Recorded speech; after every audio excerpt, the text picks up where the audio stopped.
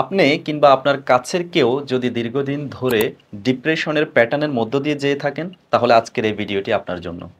অসংখ্য মানুষ ডিপ্রেশনের যে প্যাটার্ন সেটি থেকে বের হয়ে না আসার একটি অন্যতম কারণ হচ্ছে তারা তাদের ডিপ্রেশনের কিংবা অ্যাংজাইটির মূল কারণকে চিহ্নিত না করা এবং সেটিকে হিল না করা। দেখুন আপনি যদি আপনার হাসব্যান্ড কিংবা ওয়াইফের সাথে দীর্ঘদিন ধরে কনফ্লিক্টের মধ্য দিয়ে যেয়ে থাকেন, হতে পারে আপনি লাইফে এক নার্সিসিস্টিক পার্সোনালিটি ডিসঅর্ডারের হাসব্যান্ড পেয়েছেন যে যে প্রতিনিয়ত আপনাকে কন্ট্রোল করার, আপনাকে দমন করার, আপনাকে অ্যাবিউজ করার, আপনাকে ফিজিক্যালি, মেন্টালি, ইমোশনালি অ্যাবিউজ করার চেষ্টা করে বা করে যাচ্ছে। ফলে আপনার সাথে তার এক কনফ্লিক্টেড লাইফের মধ্য দিয়ে আপনি যাচ্ছেন। তো এর ফলে আপনি বারবার মানসিক চাপের শিকার হচ্ছেন। অর্থাৎ এই কনফ্লিক্টের কারণে আপনি দীর্ঘদিন ধরে মানসিক চাপের মধ্য দিয়ে যাচ্ছেন। আর সেই মানসিক চাপের কারণে আপনি অ্যাংজাইটি কিংবা ডিপ্রেশনে ভুগছেন।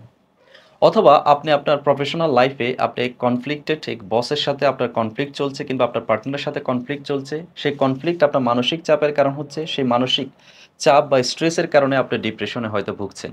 কিংবা আপনি অতীতের কোনো ঘটনা আজও ভুলতে পারছেন না। অতীতে কোনো পেইনফুল মেমোরি যেটি আপনার সাথে হয়েছে, অতীতের কোনো অ্যাবিউজ, কোনো বুলিং, কোনো ইভেন্ট এমন হয়েছে যা আপনার মাইন্ডে আজও ভিডিও রূপে, কথার আলোকে কিংবা সেই ঘটনা, সে ভিডিওর আলোকে কিংবা কোনো শব্দের আলোকে কিংবা কোনো ইমেজের আলোকে আপনার সাবকনশিয়াস মাইন্ডে আজও পড়ে আছে। এটি প্রতিনিয়ত আপনাকে ট্রিগার করছে। আপনি কোনো না কোনোভাবে সেটিকে ভুলতে পারছেন না। সেই কারণে আপনি বারবার যখন সেটি নিয়ে দুশ্চিন্তা করছেন, আপনি স্ট্রেসফুল হয়ে যাচ্ছেন এবং সেই স্ট্রেস আপনার ডিপ্রেশনের হয়তো কারণ হয়ে যাচ্ছে। কিংবা আপনি দীর্ঘদিন ধরে পেটের সমস্যায় ভুগছেন। হতে পারে কোনো ইনফেকশন, কোনো ইনফ্লামেশনের মধ্য দিয়ে যাচ্ছেন কিংবা ইরিটেবল বাউল সিনড্রোমের শিকার হচ্ছেন।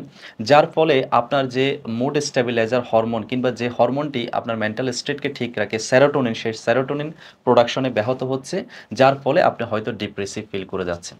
সুপ্রিয় শ্রোতা, আপনার এই ডিপ্রেশনের যে মূল কারণ, এই মূল কারণকে অ্যাড্রেস না করে আপনি কি করছেন? আপনি ডিপ্রেসিভ ফিল করার ফলে অ্যান্টি ডিপ্রেসেন্ট মেডিসিন নেওয়া শুরু করছেন।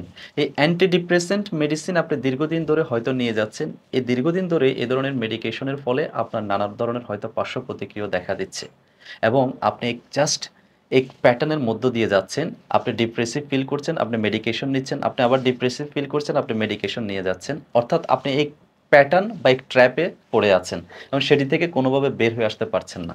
সুপ্রিয় শ্রোতা, দেখুন, অ্যান্টি ডিপ্রেসেন্ট মেডিসিন আপনাকে আপনার ডিপ্রেশনকে কখনো হিল করে না, আপনাকে ডিপ্রেশন থেকে বের করে নিয়ে আসবে না। এটি জাস্ট আপনার ইমোশনসকে, আপনার আবেগকে দমন করে রাখবে সাময়িক সময়ের জন্য।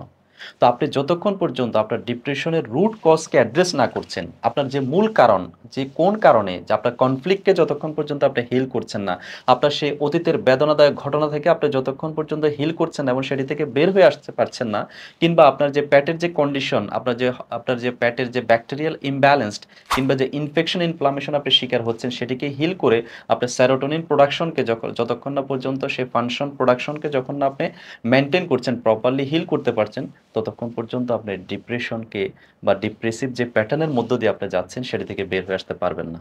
তাহলে কি করতে হবে? আপনার মূল কারণকে, যে ডিপ্রেশনের যে মূল কারণ সেটিকে অ্যাড্রেস করতে হবে, সেটিকে হিল করতে হবে। তাহলে আপনি যে প্যাটার্নের মধ্য দিয়ে আপনি যাচ্ছেন কন্টিনিউয়াস, সেই প্যাটার্নকে আপনি সহজে ব্রেক করতে পারবেন এবং আপনি সেই ডিপ্রেসিভ ফিলিংস বা ডিপ্রেশনের প্যাটার্ন থেকে বের হয়ে আসতে পারবেন।